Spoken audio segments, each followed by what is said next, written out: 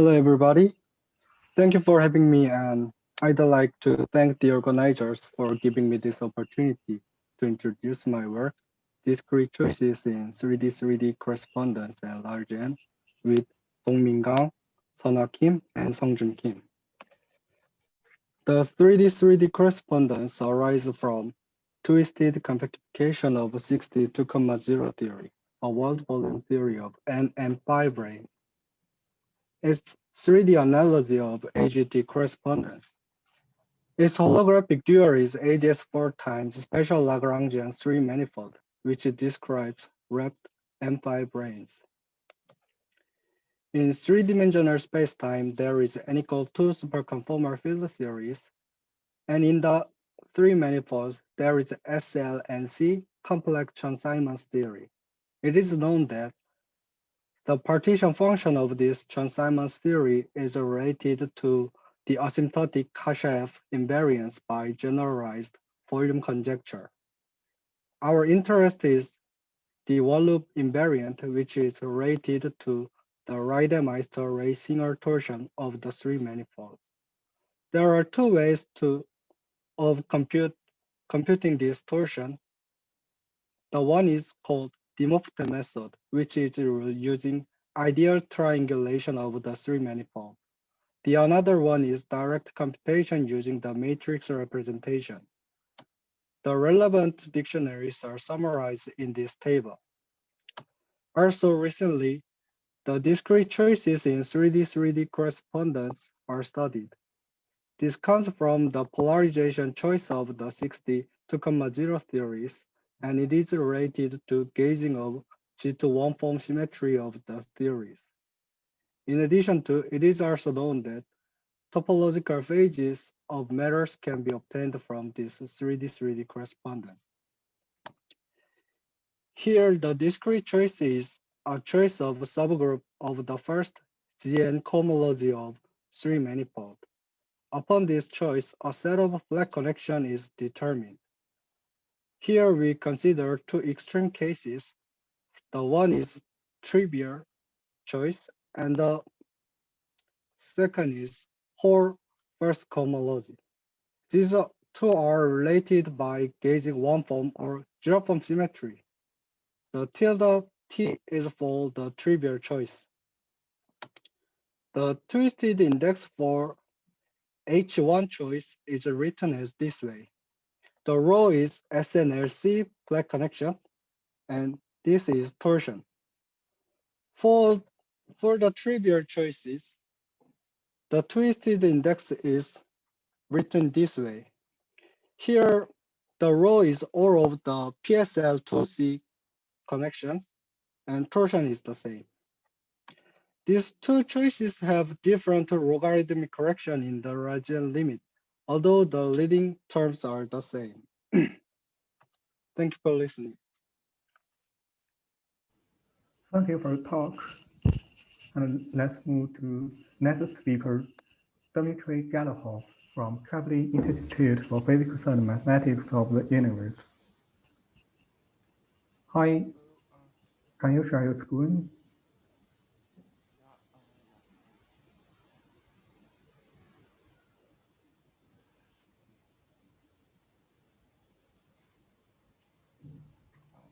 Is it okay?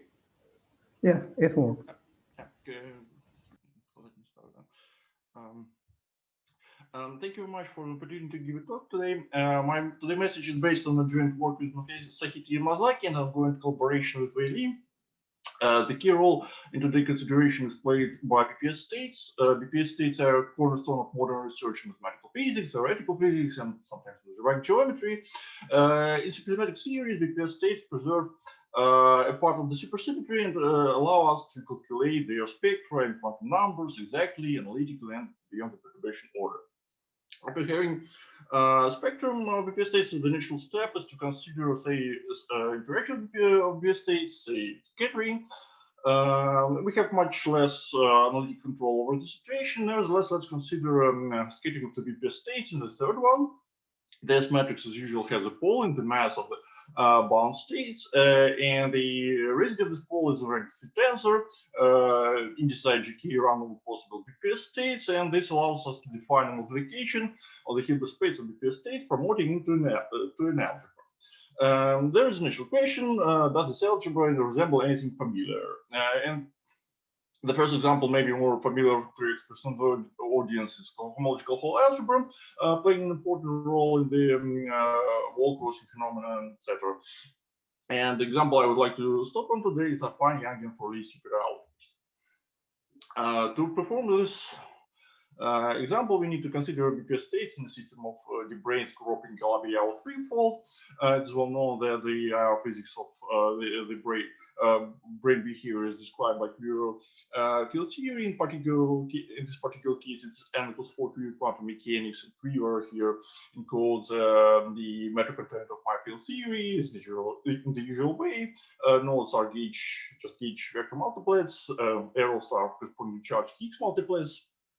Chiral multiplets, and the very query comes from the description of the Calabi-Yau. In this particular instance, the query on the slide depicts the canonical bundle P1 cross P1. BPS states in this theory I can just gauge when ground states or vacuum. We would like to localize to the Higgs branch. In principle, it's singular. We need to resolve it a bit. For this, we introduce methods for Higgs fields or current deformations for Calabi-Yau threefold that's rescaled. Calabi-Yau preserving its volume form.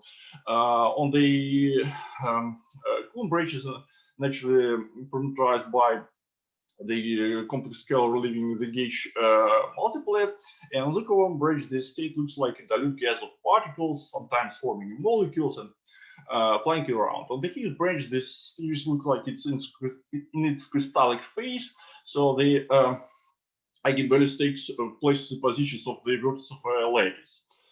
In principle, it's two-dimensional lattice, and I think of this lattice as my initial quiver was drawn in torus. Torus is covered by a plane. Universe covered by a plane. Let's unroll this quiver. We'll get infinite lattice, and this is exactly the same lattice. Meson operators in this theory are just paths in this lattice, subjected to various homotopy relations. So I care only about the finite point and the length of the path. This allows me to promote my two-dimensional crystals to three-dimensional crystals, and in principle, the BPS states in this theory or vacuum are labeled by molten crystals. Molten crystals, and I could call my BPS algebra in this case like melting algebra, because my apparatus will add or subtract atoms from this crystal, like it's just ordinary crystal growing in a cup of copper sulfide or something. So we can calculate this algebra explicitly using localization. This is the result. We have it's quite similar to ordinary algebras. We have raising generators, lowering generators, Kaplan generators that corresponding add atoms, subtract atoms, or measure their charges. And for a family of Calabi-Yaus represented by resolved generalized conifold, this is just Yangian, affine Yangian of Glen/M. And you can see similarity between queer diagrams and Dinky diagrams. For Calabi-Yaus with queer diagrams not similar to anything we have in principle new algebras that are somewhat mysterious. This is my summary. I didn't cover all the topics. Nevertheless, if you are interested in anything, I would be happy to talk. Thank you very much. Thank you, Dmitry. Now let's move to Dong-Woo Jim from Korean Institute for Advanced Study. His topic is 5-dimensional BPS quivers on fixed towers. Hello.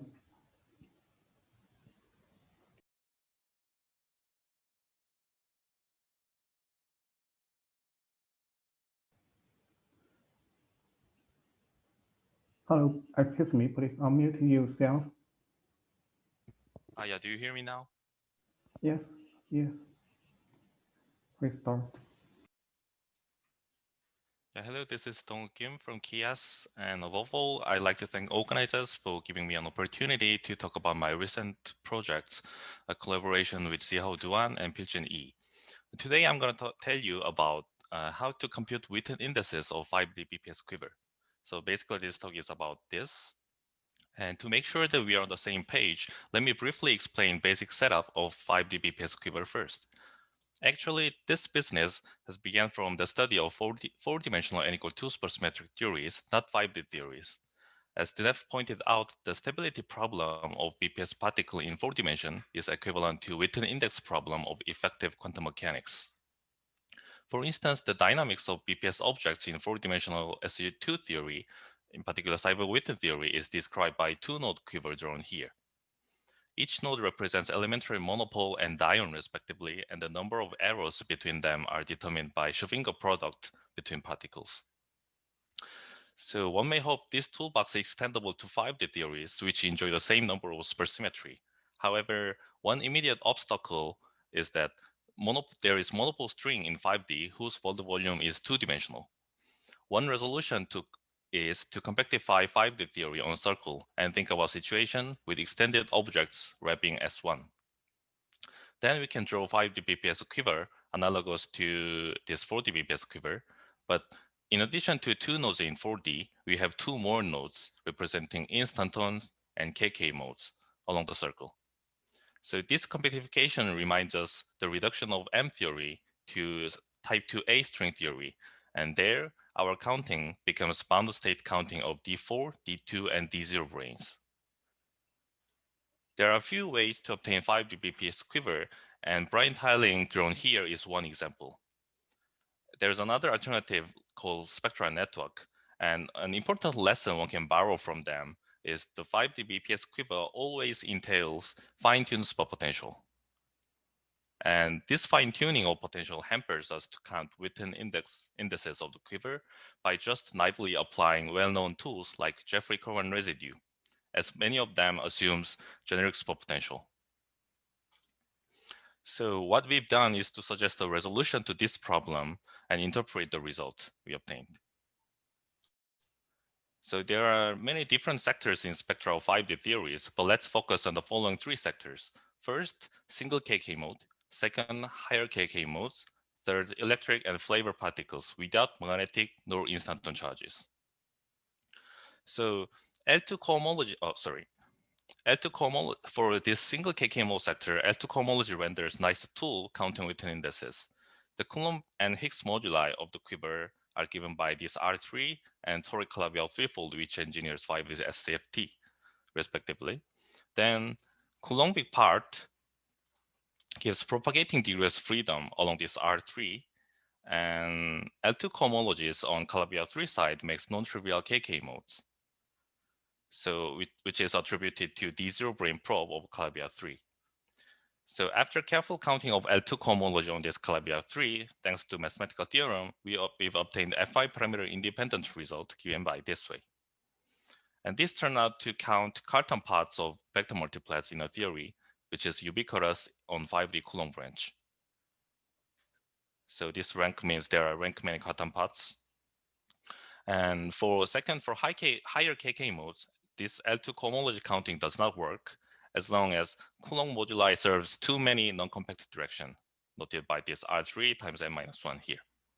However, employing an approximation to the moduli, we can divide the problem into two subsectors. So one is called diagonal part, which is same to single KK mode case, and the second, which is called off-diagonal parts, which share the same behavior to n equals 16 maximally supersymmetric quantum mechanics, which quiver is drawn here. So the first part gives index same to the single KK mode case, and the later part gives 1 to the index. Then producting them will result in this Fi independent index here. Lastly, for electric and flavor particles, we suggested an hypothesis about quiver invariant, which is necessary input for Coulombic formula suggested by Manshot, Piolin, and Sen, and we have checked in the weak coupling chamber our ansatz resulted in a consistent answer. So 5D BPS Quiver is the journey which has just begun, so I encourage you to join our journey. Thank you for listening.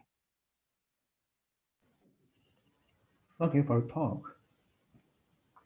Let's move to Baoning Du from University of Science and Technology of China. His talk is Quantum Periods and TBA-like equations for a class of Calabi-Yau geometry. Hello everyone, my name is Baoning Du. Oh, sorry. I'm very glad to have the chance to give an introduce about my recent work about quantum pairs and TB-like equations for a class of Calabi-Yau geometries. The quantum pairs is very useful, such as in symbol weighting theory and topological string theory. Here we can see a local Calabi-Yau geometry. They can be described by the mirror curve with complex coordinates, x and p, and the quantum pairs can be computed by the quantum difference one form of the cycle. And the TB-like equation was first pointed out by Kumawafa in a new supersymmetric index. And the TBA means thermodynamic based answers. And here is the TB-like equations. The relation between quantum pairs and the TB-like equation was first pointed out by the four authors. Here we only focus on the quantum A pairs. In the local Calabi-Yau geometries, the mirror curve can be described by the operator O, and it is the inverse of the integral kernel rho. We have the quantum spectral problem by rho at the wave function per se. And for the purpose of corresponding to the TB-like equation, we need the operator rho have the following form, the equation form. And the first method about the operator OM1 is, here we only consider a class of three-term quantum operators. By parameterize them, and we find we act the quantum curve on a wave function per se, and we have a notation Vx. The difference equation for the Vx can be solved as a series in Z. And the TB-like equation, we need to change the variables and act the mirror curve on a quantum state phi. So we can get the TB-like equation, like equation 10. And we take the residue and check up the first few orders and find the relation in TB-like equation and quantum pairs is very simple. We only have the second method to derive the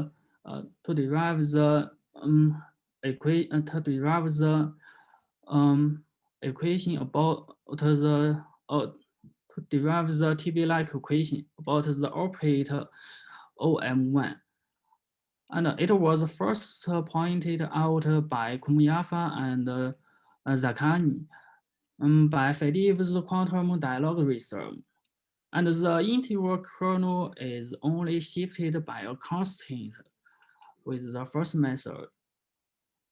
And after some calculation, we find the TB-like difference equations is very simple. It only need to use the elementary functions, not the Fediv quantum dialogism. And if we check some orders, and we find the quantum pairs also have a simple relation. It also some difference with the first method. Here is m plus 2, and the first method is only 2. Oh, that's all. Thanks. Thank you. Now we have Zhihao Duan from Korean Institute for Advanced Study. Can you hear me? Yeah. Yes. Yeah. I Okay. can hear you. So let me share the screen. Okay. Okay. So let me see. Share. Okay, I can see it. Okay, yeah.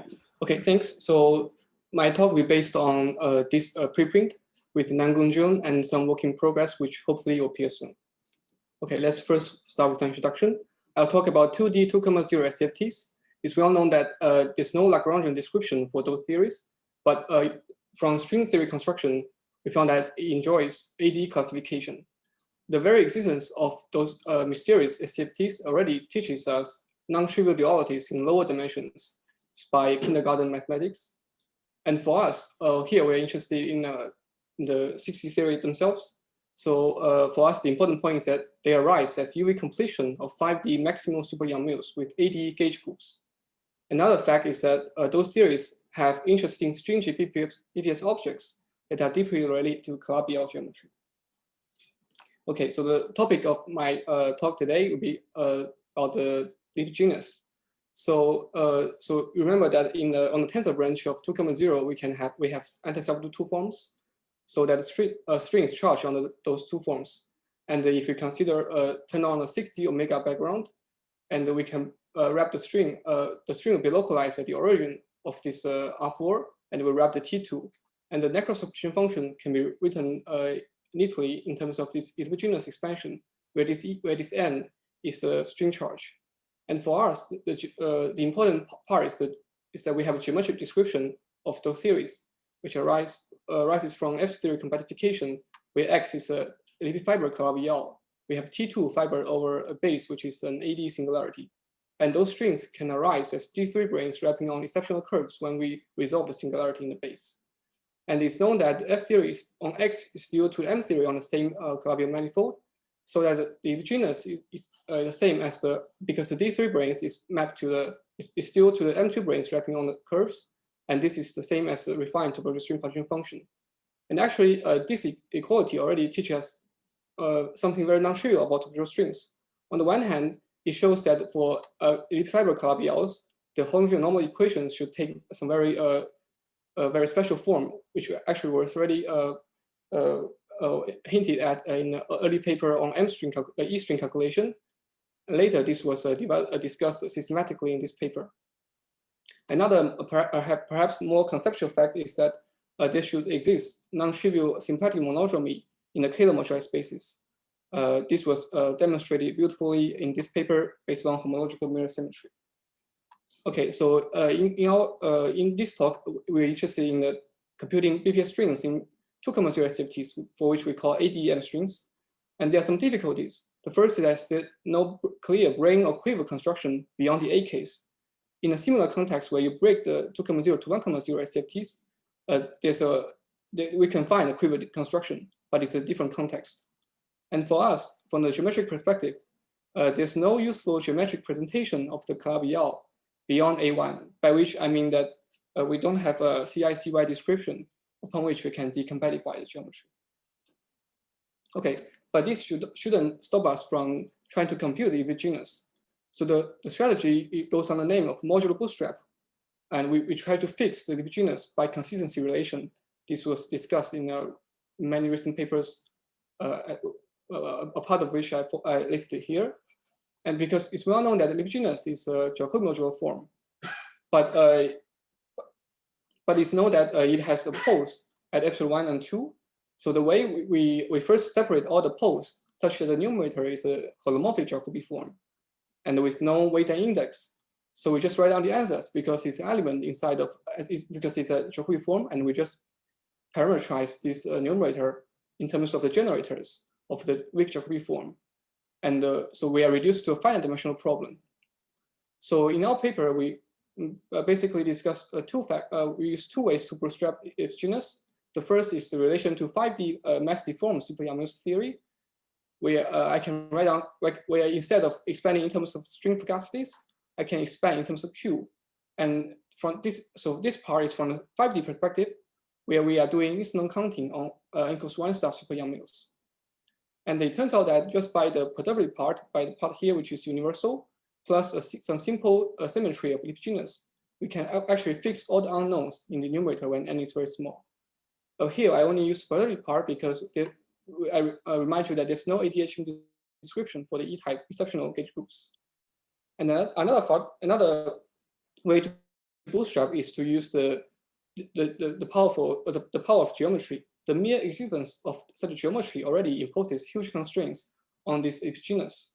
In other words, if I rewrite this part, if I write a free energy, I can have a so-called global alpha expansion where we have integers n alpha j plus j minus.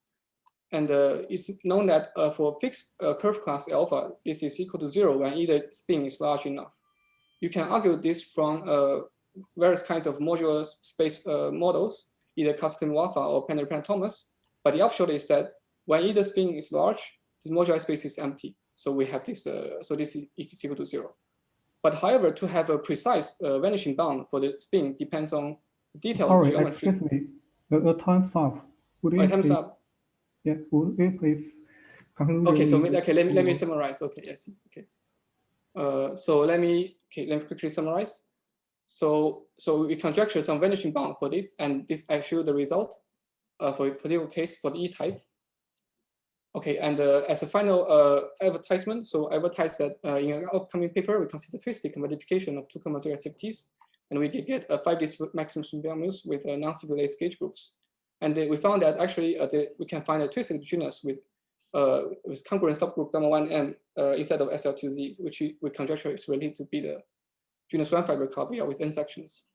And this is also has nice relation to instant accounting from block equations, which will be the topic of the next paper. Yeah, thanks. Okay, thank you. The next speaker is Min Sung Kim from Puhong University of Science and Technology. His topic is on bootstrapping BPS spectra. Welcome.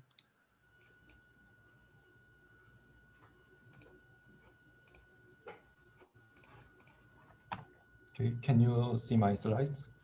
Yes, I can see it. Okay, thank you. Thank you for introduction and thank you for all the organizers. Today I will talk about how to bootstrap BPS spectra of quantum field theories in 5 and 6 dimensions. One of the important problem in studying higher dimensional quantum field theory is computing its supersymmetric partition function. Several methods to compute its partition function have been proposed, for example, ADHM construction or topological vertex method. However, these methods are limited and there are many theories whose partition function cannot be computed in this method. For example, theories with exceptional gauge groups or theories with frozen singularity.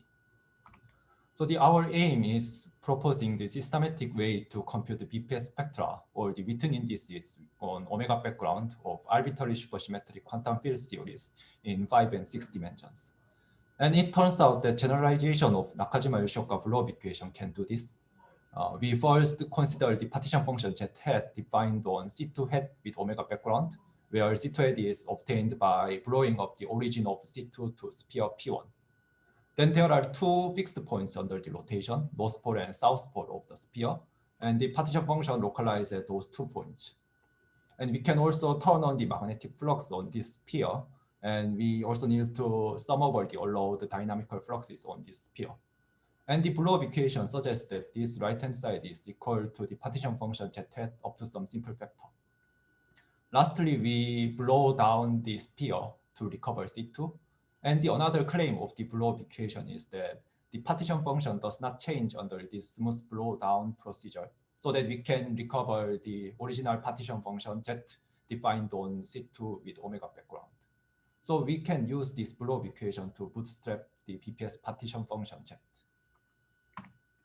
So the algorithm is very simple. So we first write partition function as a refined Kupakuma-Buffer invariant together with regularization vector. This regularization vector comes from the effective prepotential of the theory, which contains usual cubic prepotential and mixed gauge gravity and gauge R symmetry Chern-Simons terms. And they can be computed easily from the gauge theory description or geometric description of the theory. And we also need to specify the consistent magnetic fluxes on P1, and they come from the physical consistency conditions, namely their quantization match with the spin of associated states, And the flux should be consistent with the fact that mass of BPS particles are non-negative. Then the effective free potential and consistent magnetic fluxes as input data, we can solve the Blow equation recursively and find BPS spectrum. And this method is very powerful, and we can indeed compute all 5D rank 1 and rank 2 theories together with some interesting higher rank theories. So this method works not only for the simple theories that ADHM or topological vertex method can be applied, but also for more subtle theories, such as theories coupled with large number of metafields in generic representations, or theory that non-Lagrangian theory, or theories with frozen singularity, or theories with high Chern-Simons level, as well as theories, 60 theories compactified on circle with twisted boundary condition. And we can actually deal with more exotic theories, such as SU3 gauge theory with Chern-Simons level 8 case. This theory is very interesting because it is non-geometric theory, and it even does not have any 5-brane wave construction. Nevertheless, the Blow equation works, and it gives consistent BPS spectrum, which suggests that this theory is actually UV contempolatable theory. So based on such examples, our conjecture is that the partition function on the omega background for any 5D n equal 1 field theory can be computed by this Blow approach. Okay, thank you for the attention. Thank you for your talk. The next speaker is Zhebei Yu from Peking University. He will tell us about Galilean carbon bootstrap. Hello. Can you hear me? Yes, please.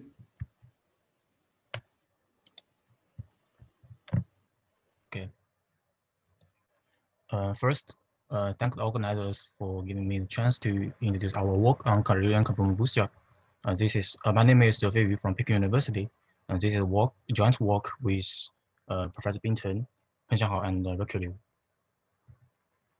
And our motivation from carbon bootstrap, bootstrap is very successful, both numerically and analytically. It is also related with other research fields such as holography or square packing problem in mathematics. So we try to study the carbon bootstrap for non-relativist field theories with Galilean carbon bootstrap, Galilean carbon symmetry. The main difference here is that our theory is generally not unitary, and our algebra is not simple. This will cause some differences. Our main result have 4 parts. The first part about multiplates, and the second part about harmonic analysis, third part about generalized Galilean free field theories, and we have 4 different methods. And the last part about other related results, such as the Tauberian theorem or shadow formalism. But I think I have no time to introduce the last part. One can find them in our paper. For the first part, in fact, there are some results for correlation functions in these field theories in the literature, but the discussion is not completed. We find that multiplates is necessary in Galilean conformal theories if we organize theory by quasi-prime operators. This corresponds to reducible but not decomposable representations and indicates theory is not unitary. And let me give a simple illustration. The algebra is like this, and if we consider a level 2 descendant operators, and under the action of M0, A and B will give us to rank 2 Jordan block. Generally, on the action of M0, quasi-prime operators form such Jordan blocks. We call it multiplate, and using the wide identities, we can determine the 2-point functions and 3-point functions of this multiplate, and this is our result for 2-point function, and this is our result for 3-point function. For the 4-point function, we also get a global block expansion. There are some special case about C's go to 0 part. In this case, this case reduced to CF to 1, and also note that the appearance of the blocks of multiplate. And finally, we get the form of the block expansion like this, and the coefficient C encode the dynamical information of the theories.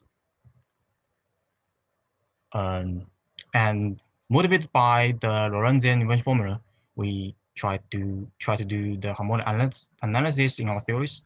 We're solving Casimir equations together with boundary conditions and find the Gaussian conformal partial waves have this form. And for the quantum number delta, we find principal series representation as well as discrete ones. And this is similar with the 1D case. Also, there are orthogonal and completeness relation among them. Just taking the inner product, we get inversion formula. Though there are several differences, such as the C=0 part or the appearance of the multiple poles. Finally, by using contour deformation, we find the analytic structure of the inversion function, namely the structure of the pole structure as well as the corresponding residue. And this is our result. And the above inversion formula can be used to construct the generalized Galilean free field theories. Our motivation for these field theories is from the GFTs in conformal bootstrap. GFT is basic in conformal bootstrap. For example, it provides leading contribution at that spin of the correlators. So we want to construct GFTs in the Cartesian case, namely the GGFTs. The first method we use is the operator construction using Wick theorem. And at level 1, we construct them explicitly, and they form a rank 2 multiplet. And we're also calculating the contribution to the 4-point function. And it takes this form. But the above construction become awkward at high level, so we use other different 3 methods to get full GGFT. The first one is using Taylor's theory expansion. The point here is to introduce new coordinate, which make the calculation more simple. The second one is using the inversion formula, and the third one is by taking non-relativistic limit of 2D GFT. And finally, we find the 3 methods give the same result for the GGFTs, and the result for the block expansion coefficient P take this form. And at level 1, it matches with the operator construction result. Thanks for your attention. Thank you for the talk. And let's welcome Jing Chun from Yale Mathematical Science Center, Tsinghua University. He will tell us about elliptic quantum curves of class Sk.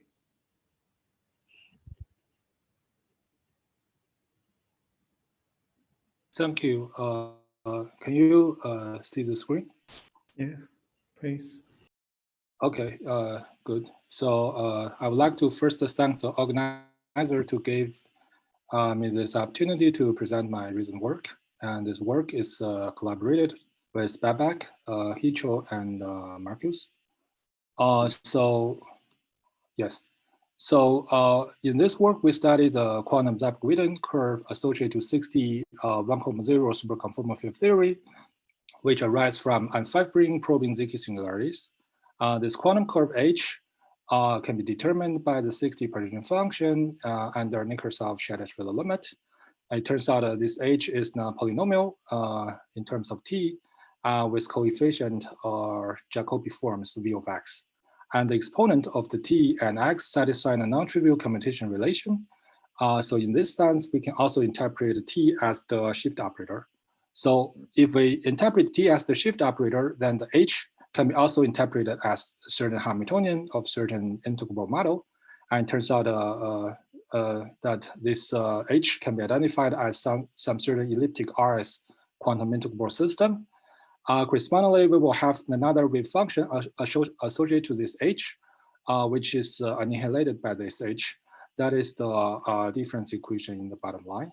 So we gave physical interpretation to these difference equations in the context of the 60 story. The X can be interpreted as the position of the coding 2 defect in 60 theory, and omega can be identified as the corresponding momentum operator with respect to X. H as advocated as the Zap-Guidon curve, as well as the Hamiltonian of the elliptic RS model. Y, the wave function, can be given interpretation as the 60 partition function with coding 2 defect. And the constant piece V in the difference equation can be understood as the Wilson surface, which is the coding 4 defect in the 60 series. So we focus on the simplest case, the two M5 probing Zk singularities, and the promised quantum curve is quadratic, given by this simple way. And this theory can be realized by the Bring setup, and this is the corresponding quiver diagram for the theory. So we derive the quantum curve by computing the partition function, which is given by an infinite sum of the BPS strings. So this partition function can be rewritten in terms of the path integral way. Under the NS limit epsilon 2 goes to 0, then this partition function is dominated by the equations of the motion, which is derived in this right one. And y of u is given by this following definition. So this is the equation of the motion at a critical point. So for off-critical point case, we can introduce the further unknown omega w function to rewrite this equations of the motion. And if we further introduce the difference equation, a difference operator t, we can rewrite this equation in terms of the difference equation. That is the desired Zebel-Witten curve. And later on, we will identify y and the w as the partition function with coding 2 and 4 defects. So the wave function y identified as the coding 2 defect can be directly checked by localization computation. The coding 2 defect can be realized by Higgsing coordinate-dependent valve of the Higgs Masonic operator. This can be also realized by a Bring picture setup by introducing additional defolding. And this defolding will give a further contribution to this instant string in the right piece. And we can compute the defect partition function, ZD of x. And one can verify it's precisely y of x defined before. And the last piece of the jigsaw puzzle is the Wilson surface, which can be also realized by another type of defolding. And similarly, this defolding will also give a modification to the instant string partition function, and we can compute W. If it's the identification of the fugacity of the Wilson surface Z to the fugacity of the coding 2 defect X, then we can verify that the W of X is precisely the constant piece in the difference equation. So at last, I would like to demonstrate this procedure in the simplest situation, saying we have two M5 probing Z1 singularity, which is actually trivial. So the theory is actually of 2, 0. We can compute W engineered by the quantized Zebel-Witten curve in this way. On the other hand, we can directly do the computation from the localization approach, and both of them agree with each other. So this story can be generalized to other 60 series, and also we can also try to understand this phenomenon from the 5D 3D perspective, so long as the 60 series admit 5D descriptions. Last but not the least, there will be very interesting relations to the difference equations derived from 4D n+1 gauge series. They're all very interesting to study in the near future. Thank you. Okay, thank you. The next speaker is Chang-Hai Chou from Stony Brook University. His topic is about some order in large unconform gauge theories. Welcome.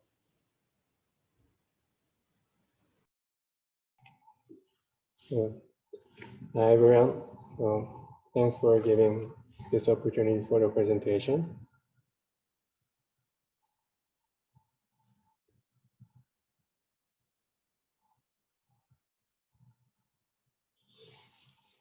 So let me start. So I'm Chang-Hai Chou from Stony Brook University, and today I'm going to talk about our recent work about the thermal order in large and conformal gauge theories, work in collaboration with Somadev Chaudhary and Eliezer Rabinovich in Hebrew University. So the main question we addressed was, is there a conformal field theory in integer spacetime dimension which spontaneously breaks global symmetry at finite temperature? So our result was partially positive. There is such a model in planar gauge theory in 3+1 dimension. So let's briefly discuss the background. So in 1975, Weinberg wrote a paper with two vector scalar, which is called On times On model in 3+1 dimension.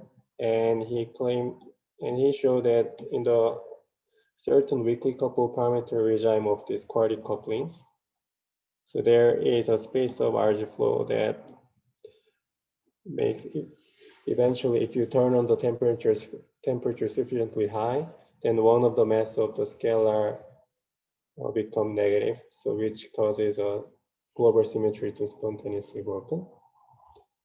This example is not UV complete, so the ultimate question about the very sufficiently high temperature cannot be answered. So recently there was a extension of this work including our collaborators and the Komorowski and Misha Smolkin. So we made a similar construction in 4-1 dimensional epsilon dimensional conformal field theory, which breaks a global symmetry at finite temperature, and we adopted this phenomenon as a thermal order. So the model is similar to Weinberg's model, but with so which is called a biconical model. And then there was a non-trivial fixed point when this rank of these two vectors are different, and there is a phenomenon of thermal orders. So now in our current work, we targeted the similar question in the context of 3+1 dimensional conformal gauge theories. So typical example you can construct with weakly conformal fixed point is using some kind of Bang-Sak types of fixed point.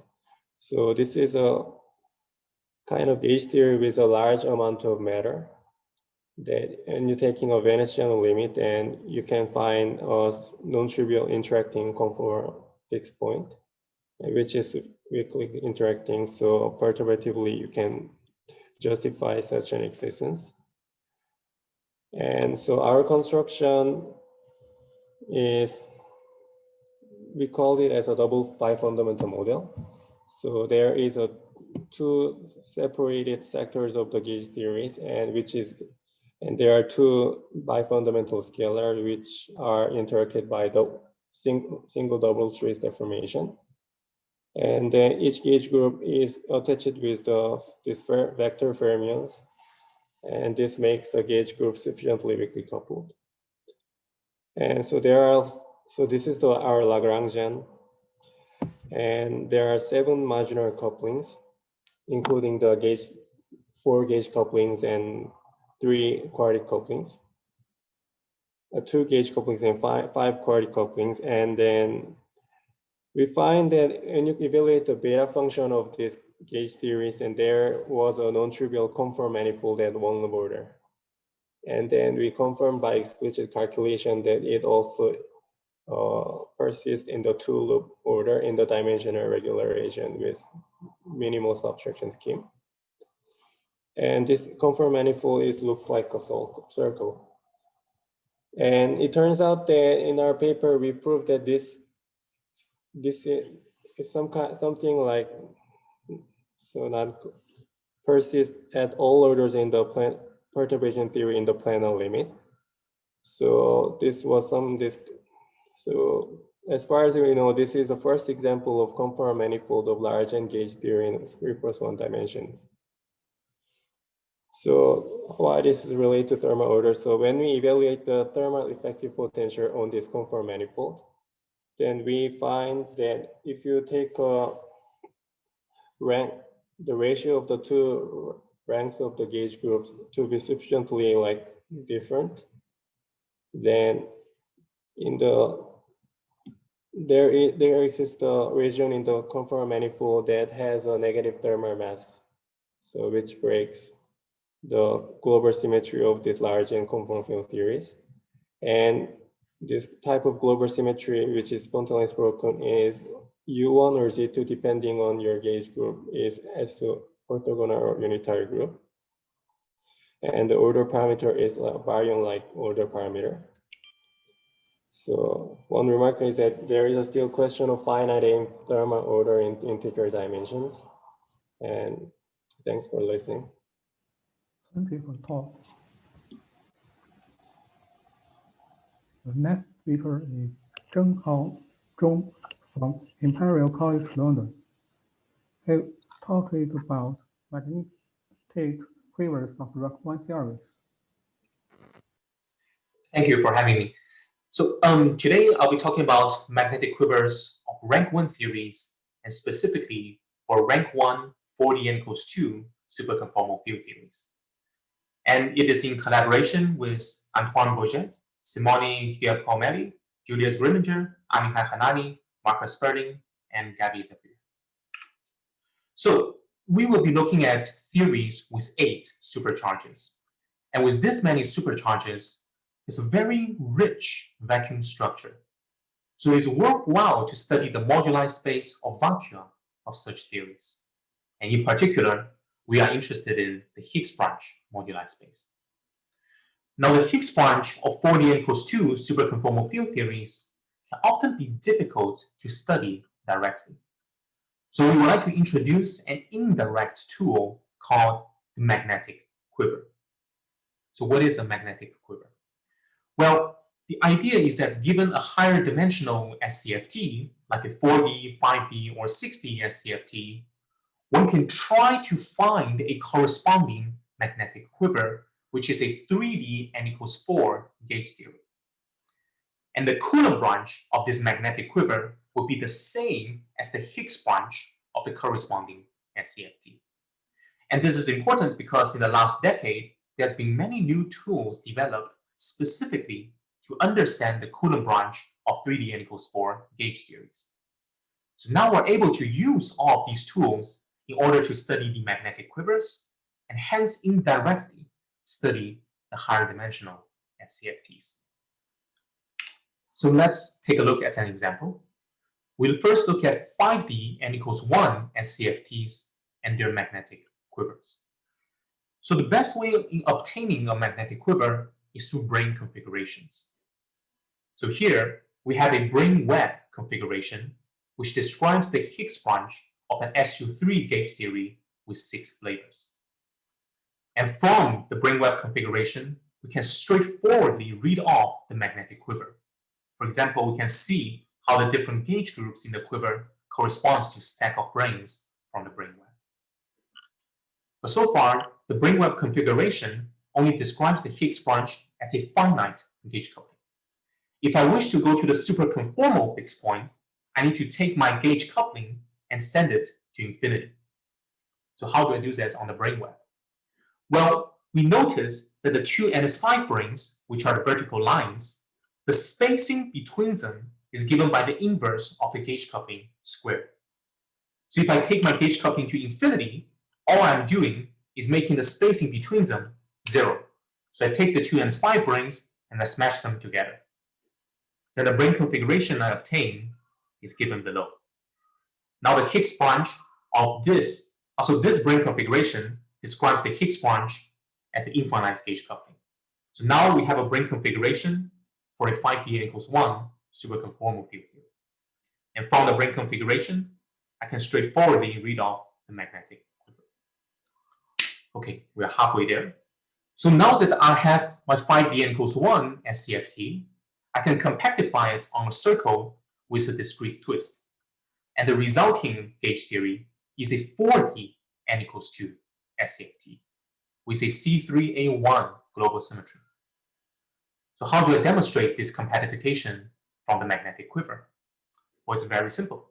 From the magnetic quiver, I can discover a Z2 symmetry, so down the middle.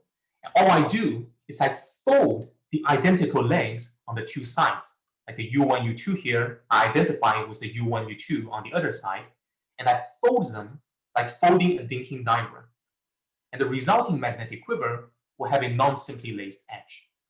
So here we have a magnetic quiver whose Coulomb branch describes the Higgs branch of the 4D n equals 2 SCFT. And we can do the same process directly from the brane web by identifying the same branes from the Z2 symmetry. So we can repeat this for the other rank 1 SCFTs in 4D. So we identify them by the global symmetry, and then we derive the corresponding magnetic quiver. So given the magnetic quiver, what can we learn about the Higgs branch of our 4D SCFTs? Well, using recently developed tools, we can first use quiver subtraction, which probes the geometry of the Higgs branch through stratifications of symplectic leaves. Or we can use the monopole formula, which we'll use to probe the BPS spectrum of the Higgs branch. Thank you. Hi, thank you for your talk. Now let's welcome Kevin Sun from Max Planck Institute for Mathematics. He will tell us about elliptic general and Jacobi forms of lattice index. Thank you. Can you see my screen? Not here. How about now? No, sorry. Oh, it's okay now. Please go ahead. Hello. Okay, thank you. Thank you. I'm Kevin Sun in KIAS. I'm going to talk about joint work with Hao Wang about Jacobi forms and elliptic general. So what are the Jacobi forms of lattice? So it's a generalization of the traditional Jacobi forms, except here the elliptic parameters are defined associated to lattice. So we have the traditional translation law and the modular transformation law. So here K is the weight and NZZ is the index of the Jacobi forms. So this is a weak Jacobi forms. If the Fourier transformation satisfies some further restriction, this becomes the holomorphic Jacobi forms. And we are particularly interested in the well-environment Jacobi forms, where the lattice is the root lattice of a simple algebra. And for well-environment Jacobi forms, we call this N as the level of the well-environment Jacobi forms. So this is often seen in physics. For example, the elliptic general of 2D SFTs involves the weak Jacobi forms on lattice, like associated to the two deformation parameters of Nekrasov and the gauge lattice and the flavor lattice. So it's known a long time ago that the well-environment Jacobi forms associated to all the algebras except E8 are polynomially generated, but contradict what many physicists may assume. The E8 well-environment Jacobi forms are not polynomially generated. This is somewhat already reflected in an old puzzle of Huang Clem and Pereshkin, that when one does the modular bootstrap for E-string elliptic genus, the N-E-string elliptic genus should be expressed by the E8 well-environment Jacobi forms of level N. But they actually found that for more than 5 strings, the model ansatz turns out to be not correct. So why? So there, the traditional model ansatz use the so-called Sakai's non-generators. They are defined by the E8 theta function and various Hack transformations. So there are 9 of them. So the IJ here are the level of the Jacobi form, and for A type, they go to Eisenstein series E4, so they are weight 4, and B type, they go to Eisenstein series E6, they are weight 6. So when we prove a very surprising fact that this is seemingly very complicated combination, which is weight 16 and level 5 polynomial, can be divided by Eisenstein series E4 and still holomorphic. So this somewhat resulted in the puzzle previously physicists encountered. So this suggests that we want to do the model ansatz for an E-string lipid genus using Sakai's non-functions, one actually should have a denominator multiplied by several in4. So although the environment E8 Jacobi forms are not polynomial generated, but so what is the true structure here? So turns out there are still a structure we can do, that is for fixed level n, there exists a finite number of bases such that the space of level n well-environment Jacobi forms are spanned by these spaces with coefficients as a function of E4 and E6. So the number of bases at each level are generated by this series. For example, at level 5, which corresponding to 5 E-strings, so the dimension of space of weak E Jacobi forms of weight k is generated by this series. So that means that, for example, the basis we have 2 weight -16 Jacobi forms as basis, and there are in total 15 of them, and each of them can be expressed as a Sakai's generators a combination divided by some E4 and Ramanujan delta function. So we managed to find the exact basis from level 1 to up to level 6. So these are actually the real correct basis for the modular bootstrap of E8. So in summary, we have now have the correct modular ansatz for E-strings or any series involves E8 symmetry. We can use this new basis to write a more elegant E-string Witten curves, and we also have the basis for Jacobi form, so with index like this. So this is useful to compute the elliptic general.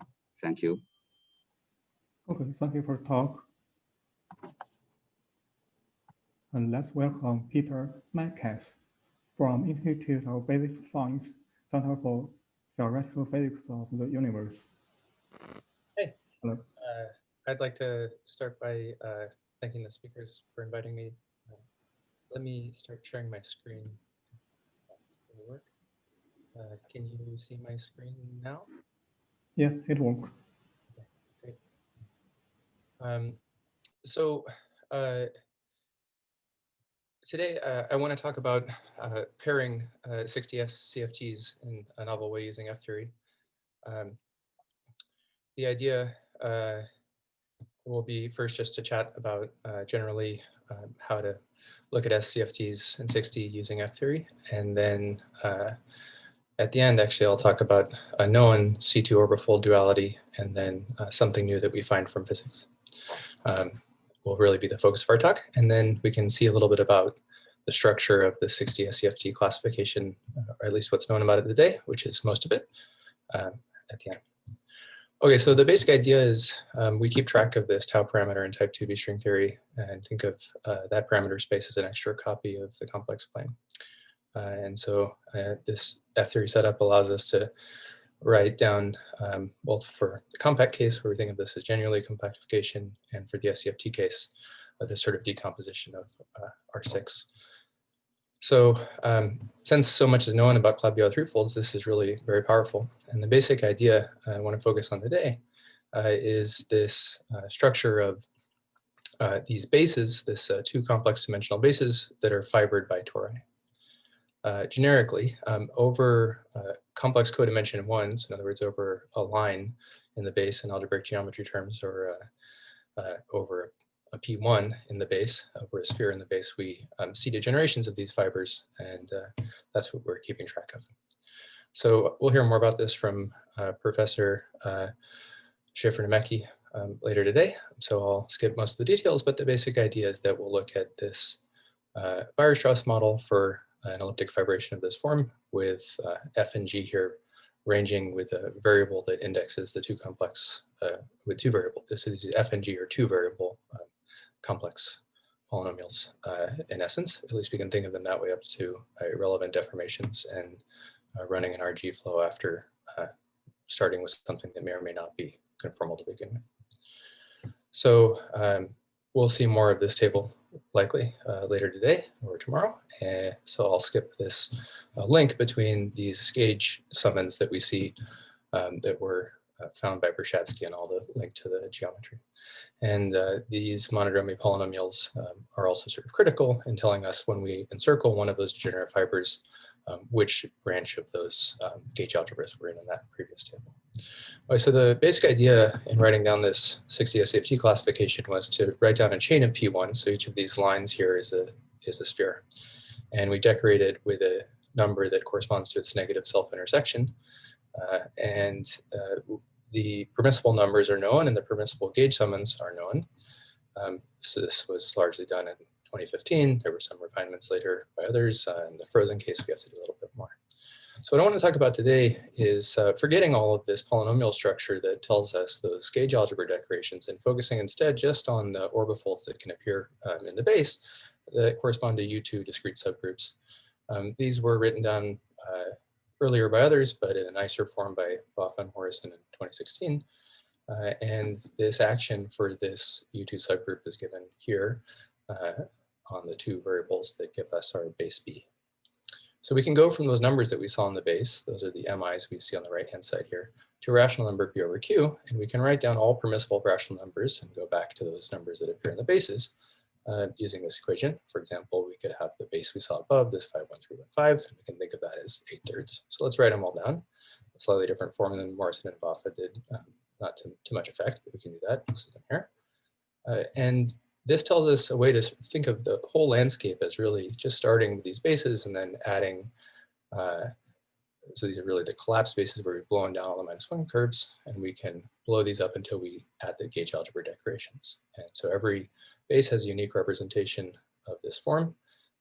And we can now ask what happens if we allow degeneration for those ends that we saw in that previous table when they become negative. And what we find is that is actually permissible. And doing so corresponds to a swapping around of those families that were in that 12 by 12 table. There's a known orbifold duality, in other words, a relationship between pairs of orbifolds of this form, but that's not closed on the basis that we see in SCFTs. But this duality turns out to be closed on that base. It's not exactly swapping the levels in the obvious way. There's a sort of shifting that one has to do in the process, but I'll sweep that detail under the rug. So can we get this new orbifold duality, and does it respect the SCFT structure in families? The answer turns out to be yes. If we compute, for example, for one pair of these families, the actual gauge algebras, we can do this. Previous work allows us to actually write down these gauge algebras explicitly by analyzing those polynomials we saw above. And we get this. Excuse me, Tom's talk. That's all. The last thing I wanted to say is that we can actually see the structure in all of the SCFTs here. Thank you. Okay, thank you for the talk. And thank all the speakers in this session.